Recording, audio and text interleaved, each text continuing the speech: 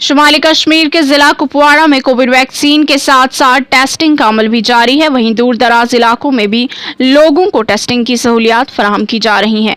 कुपवाड़ा के दूर दराज इलाका कलारूस में कोविड वैक्सीनेशन भी की जा रही है। लोग जोक दर जोक कलारूस के हेल्थ सेंटर पर टेस्ट करवा रहे हैं। मजीद जानकारी के लिए देखिए बट मुजफ्फर की एक खास रिपोर्ट।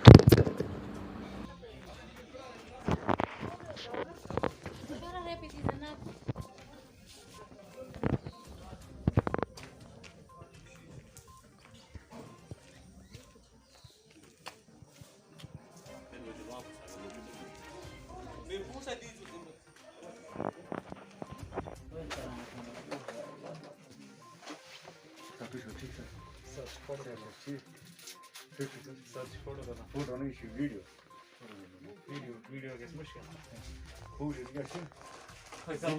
जरीना नीचे नीचे नीचे नीचे नीचे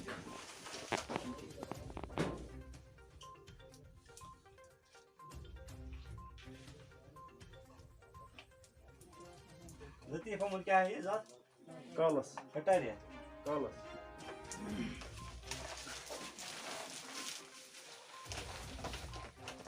धन्यवाद बहुत मजा डाल दे